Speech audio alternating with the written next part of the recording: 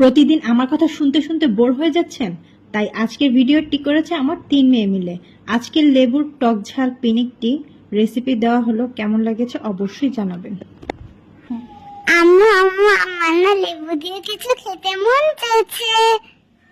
আম্মু আম্মু আমাকে না লেবু মাখা করে দাও। যেই গরম পড়েছে কিছু ঝাল ঝাল করে দাও। গরমে ঝালটাকে তুলনাই করা যায় না। হ্যাঁ আম্মু, আমাকে একটু লেবু মাখা করিয়ে দাও। আমার সাথে আপনারাও রেখে যান।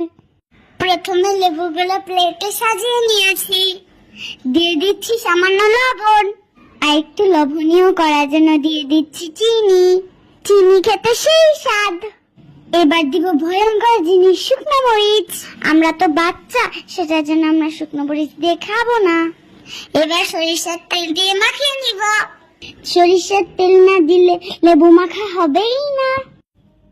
এখন আমরা মাখিয়ে নিয়েছি, মাখি মাখি মাখি মাখি মাখি মাখি মাখি আরো মাখাচ্ছি, মাখি মাখি মাখি মাখি মাখি। সো গাইস, আপনাদের সবার এই লেবুর টক ঝাল পিনিকের রেসিপিটি কেমন লাগলো বলে যাবেন।